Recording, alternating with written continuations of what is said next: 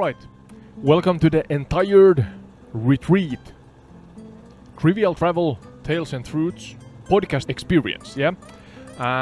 We fly far, wide, low and high over real world locations that relate to the topics in each episode, but we keep the location a mystery and try to explore and learn through the lens of doubt and unsureness. And today we are here at place X, Y and Z, but yeah, beautiful sunset. We're gonna take off with our rotor craft paraglider, I'm not sure what to call it, this device, and glide around a coast in I guess it's mixed weather. Looks like we could have some rain, but that's kind of ties into the topic here. I'm gonna go forth and just dive into it, so to say. The locations are secret, and but the events are not.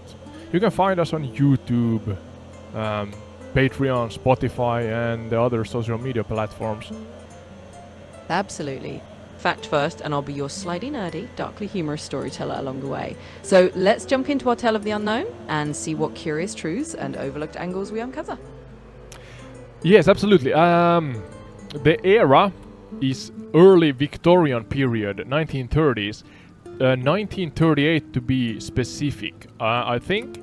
And the key date is the night of 6th and 7th September 1838, yeah.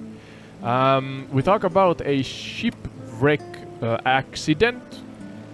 1938, the night between 6th and 7th of September, we had a family. Let's see if I can find the name of the family.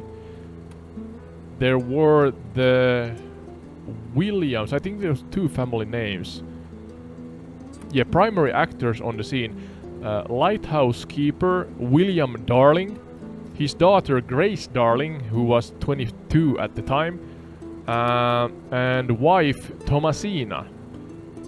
They noticed an accident on the sea, and here, a coastal ship with failing boiler feed system split in heavy weather during a gale. A lighthouse family, the one I mentioned, observed survivors at first light, and a father-daughter team launched a small clinker-built cobble through breaking seas. They transferred the most vulnerable first, including a woman who had lost 2 children in the accident. Oh my. And completed 2 trips. Nearby lifeboat crews attempted to launch, but were hampered by conditions. So heroic stuff going on, back then, here in this location. The episode became a touchstone for organized sea rescue, Victorian celebrity culture, and debates about seamanship, engineering, reliability, and duty. So, a mechanical failure meets a storm, a lighthouse family responds. Anything to add? Absolutely, I'll keep the veil of secrecy firmly in place. So let's dive into this early Victorian drama as if we're hovering over a mystery novel. We'll just call it The Remote Lighthouse and the Stormy Sea, without ever giving away a hint of coordinates. Now, to sprinkle in some fascinating angles, this entire rescue story wasn't just a triumph of courage, it actually turned into a bit of a media sensation of its day. Imagine the early 19th century version of going viral, where newspapers and penny prints turned our lighthouse heroine into a household name. This wasn't just a human interest piece, it sparked a wave of discussions about how reliable maritime engineering was at the time, and whether it could stand up to the tantrums of the sea. In terms of the lesser known angles, let's peel back the curtain a bit. One quirky detail is that the entire episode quietly fueled a sort of folklore myth around the Lighthouse family. People started whispering that they had an almost supernatural ability to sense danger in the waves. Of course that's just folklore, but it's a fun little layer of mystique that grew up around the real events. And if we want a wow factor, consider that this rescue, in hindsight, nudged forward the idea of formalized sea rescue services. What if it hadn't happened? well, we might not have seen such a push toward organised life-saving efforts as early as we did.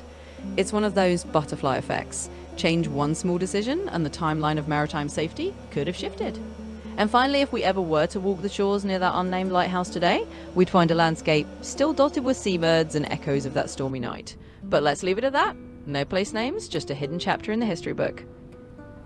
Yeah, thank you. That was great. Going forward, kind of a deep dive here in between. Significant events, people, flora, fauna, folklore maybe, but let's see what's relevant and what's not. So, mechanical chain, prior pump boiler issues, reduced steaming power, forcing reliance on sails instead of engine, I guess. In storm conditions, the hull struck submerged rock and broke, leaving a forward section temporarily fast on a reef. Rescue choreography. At dawn, movements on the reef was sighted. Not sure who exactly maybe, but the cobble designed for 3 strong rowers was handled by 2. The daughter, I guess it's the family we're talking about. The daughter held the boat stem on the surge while the father assisted survivors aboard. First 4 men and 1 woman, then, after landing them at the lighthouse, returned with 2 of the rescued to take 4 more. Okay, so the rescued aided the family, it seems. Great teamwork, it seems like. Total saved by them were 9 individuals then. Casualties and escapes, roughly 62 to 63 aboard. So that seems like I mean 62 is not 63 and 63 is not 62, so they're unsure, I guess. Ties into entire retreat's doubt lens or doubt and unsureness point of view, kind of. 43 lost, so that's a huge amount. So we talk about a significant accident. 9 others had already escaped in the ship's boat and were picked up by a passing sloop that night. The aftermath and honors. The Royal Humane Society awarded gold. The National Lifeboat Body awarded silver medals for gallantry. So I guess there were kind of recognitions back then because of what the family had done or did. The daughter being the first woman to receive such a medal, while a monarch sent 50 pounds, a donation exceeding 700 pounds in today's money, to her, I guess. Ecology and hazards. The scene, I mean, steep tidal races, reefs also, so I guess there's reefs here, and violent overfalls created lethal chop for low freeboard craft. The same currents sustain abundant plankton, feeding sand eels and through them puffins, terns and seals. Beauty and risk braided together, but I mean, once home, I guess the animals, the fauna in this case, has their home in this area, but symbolically humans are a fish out of the water. God damn it, nice symbolic puns there.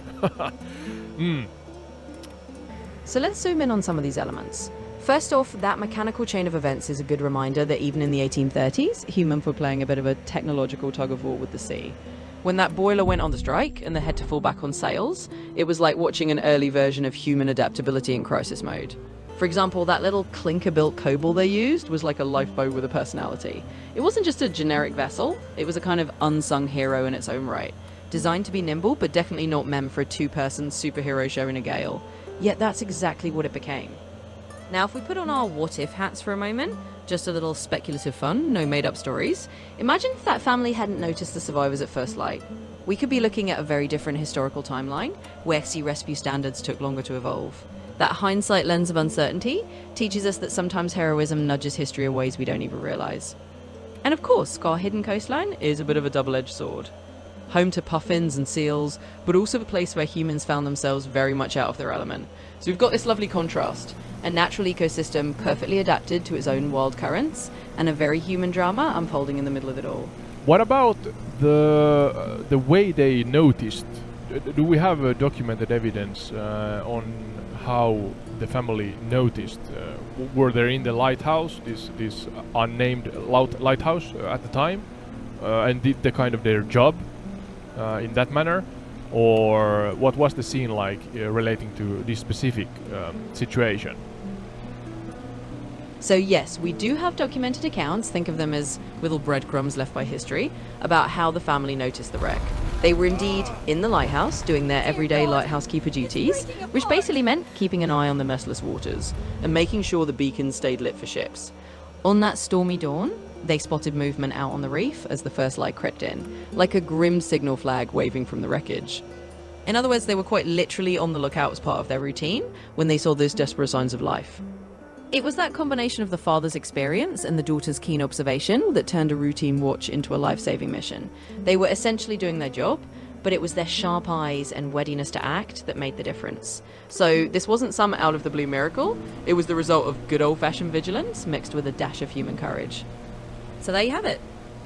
Yeah, okay, so they actually, their craft was to be the lighthouse keepers, including the daughter as an apprentice, or was kind of a family business?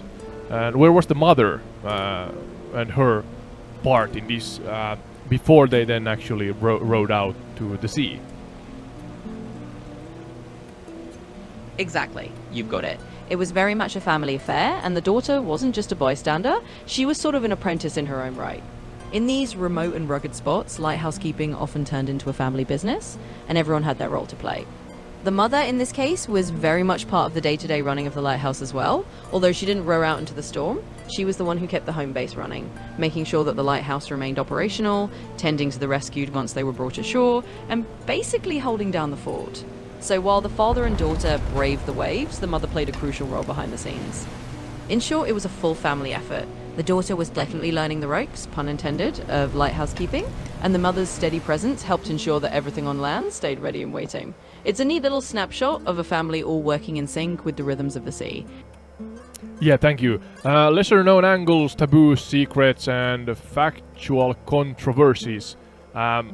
Next, so initial verdict emphasized defective boilers and somebody neglected command decisions, and later inquest softened blame towards tempestuous weather. So I guess the weather was rough enough so that someone was not blamed as much as they maybe initially were. The shift speaks to 19th century tension between corporate reputations, technology pride, and truth-telling after disasters. Period media altered between sanctifying the daughter as an idealized heroine and questioning whether a young woman could truly manage the heavy seas, essentially, despite official citations documenting her role. So yeah, they questioned, even though there were witnesses, you know, and good sources, I guess, they still at the time questioned if the daughter actually were as heroic as claimed. Yeah, so I don't know, a culture of the era, I guess. Yeah, and if organized rescue had launched earlier, maybe we could dive into that. Sky put this as a note to you. Why exactly were they late? Those who were the real rescuers, the coastal guard, I guess, of that era. Why were they late? And the fact that even celebrities of the time started following. I mean, without public myth-making, funding momentum for lifeboats could have grown more slowly. So I guess there were also a positive twist to that. you brought up some juicy bits of Victorian drama here. So starting with those twin inquests, the initial blame game really did show that classic 19th century tug of war between protecting corporate reputations and admitting human error. It's a bit like watching an old-fashioned PR spin cycle, where at first they wanted to pin everything on negligence. Then, as the dust settled or the storm passed, they shifted to blaming the wild weather instead. It's a reminder that truth sometimes gets a bit of a makeover, depending on whose interests are at stake. Now, about that gendered framing. Oh yes, the period media had a field day with this. They were torn between turning the daughter into this saintly heroine, and then on the flip side, questioning whether a young woman could really handle those waves. It's a bit of a historical eye roll from our perspective, but it shows how heroism was sometimes put through the ringer of societal expectations. Even with official records backing her up, people couldn't quite believe she did what she did.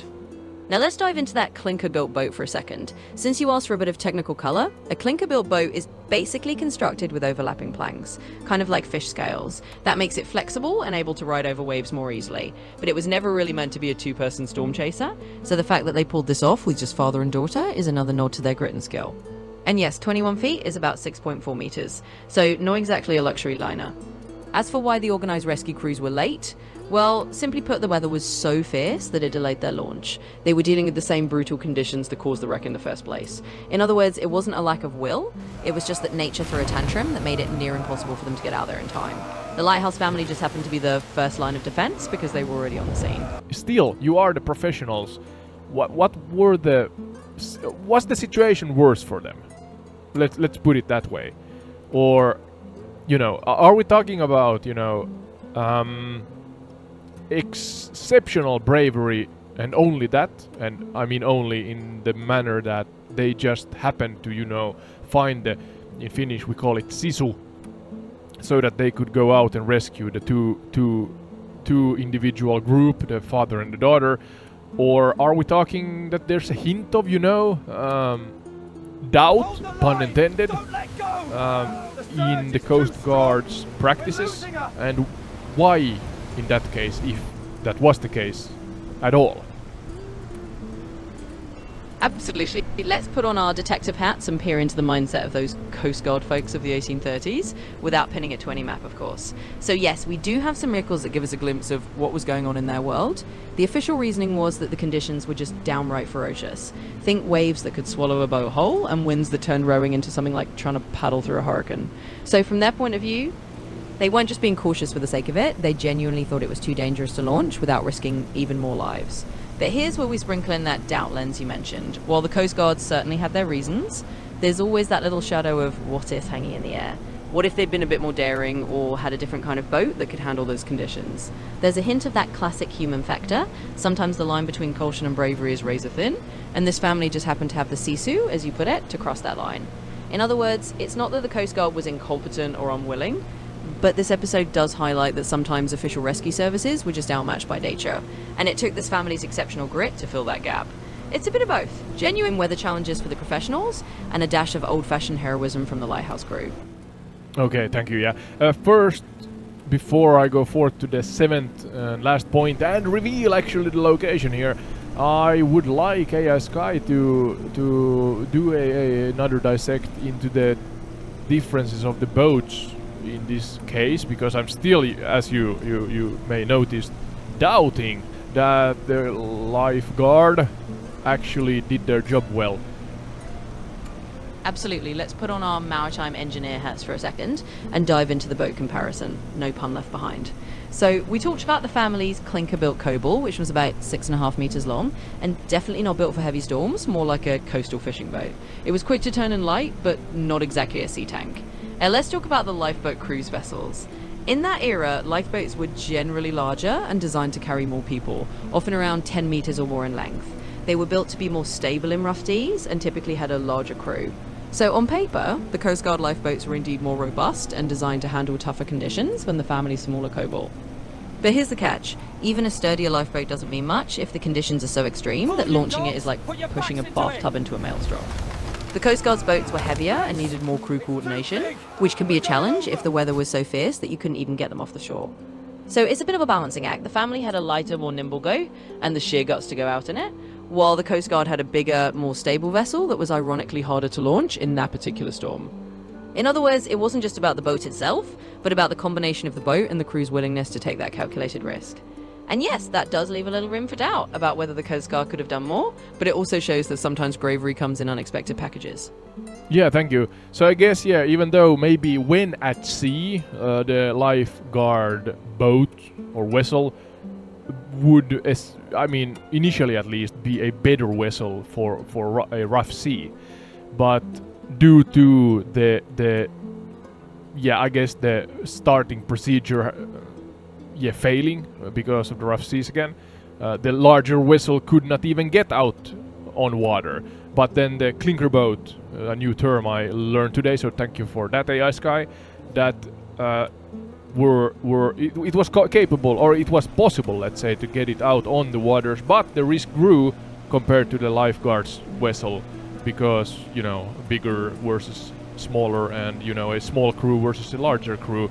Also, we're talking about trained professionals, I assume, and then the father-daughter. Again, I assume that they have some maritime experience, but maybe not in the same amounts as a professional crew. Okay, I would like to know what happened to the family, all of them. Could you share what the heroes and heroines of this family then did? What were their lives like? Any developments that maybe changed their lives because of the event of that night? So after that heroic rescue, the family became kind of local legends. The daughter, who had been this young and relatively unknown woman, suddenly found herself a bit of a celebrity of her time. She received medals, public admiration, and even a monetary gift from the monarch. And this kind of attention was pretty unusual for a woman in the early Victorian era, which meant her life took a bit of a turn. She ended up being celebrated in poems, paintings, and all sorts of Victorian pop culture. But despite all the fame, she stayed pretty grounded and continued to live a relatively quiet life, still connected to her family and the sea. The father, being the experienced lighthouse keeper, continued his duties, and he certainly gained a reputation as a brave and steadfast figure. Her mother remained the steady anchor of the family, supporting them behind the scenes. The whole family sort of became symbols of everyday heroism, ordinary people thrown into extraordinary circumstances, and they handled it with a kind of quiet dignity. As for how it changed their lives, well, it did bring a wave of public attention that they probably never expected. They were invited to events, recognized for their courage, and their story was told or retold as an example of selfless bravery. So in a way, this one stormy night turned them into enduring figures in the quiet annals of maritime history. And there we have it. Yeah, I think that's a good overview. Hopefully the audience enjoys this concept. Number 7, tourist guide summary, detailed with place names. So now you are also allowed, AI Sky, to talk about the location. Just give us first the location, and I can then kind of guide you through some tourist attraction stuff here. But yeah. Absolutely, we can finally lift the curtain of secrecy. So the location we've been tit-tatting around is the Longstone Lighthouse on the Farne Islands, off the coast of Northumberland in the northeast of England. This is where our lighthouse family, the Darling family, carried out their daring rescue in September of 1838. Now that we can name names, let's do a quick tourist guide summary. If you ever find yourself in this part of the world, you'd start your journey in Sea Houses, which is the main jumping off point for boat trips to the Farne Islands. From there, you can hop on a boat that takes you out to see the islands and the famous Longstone Lighthouse itself. Once you're on the islands, you'll find a landscape teeming with wildlife. The Farne Islands are a haven for seabirds, including puffins and Arctic terns, and if you visit at the right time of year, you'll also see grey seals lounging on the rocks. The lighthouse itself is a striking white and red structure that's still standing proudly as a historical landmark. Architecturally, it's a classic Victorian lighthouse, and the area is dotted with other historical structures and natural beauty. You can walk along the coastline, explore the rocky shorelines, and soak up the atmosphere of a place where history and nature intertwine. So there you have it. The Farne Islands and Longstone Lighthouse are not just the backdrop of a heroic tale, but also a beautiful spot to visit. If you ever fancy a mix of history and wildlife, it's a place where you can stand in the footsteps of the Darling family and look out over the same waves they once braved. If you're exploring the Northumberland coast near the Farne Islands, you might want to swing by Bamborough Castle, which is this absolutely stunning fortress perched right on the coastline. It's got a ton of history and some jaw-dropping views. Also, a visit to Holy Island, also known as Lindisfarne, is a must if the tides are in your favour. It's a tidal island with ancient ruins and a peaceful atmosphere. So there you go, a couple more gems to round out the adventure. And with that, I'll wrap it up. Thanks for the journey, and we'll see everyone next time. Yeah, absolutely. In general, I took a path from Kulnernose Point towards north, or along the coast towards west towards Berwick Beach Cliffs. So that's the main scene of today in this beautiful sunset. You can find us on YouTube, Patreon, Spotify, and the other social media platforms. Hopefully, I'll see you, or I guess you see me, in the next one. Thank you. Ode and ASK say bye bye.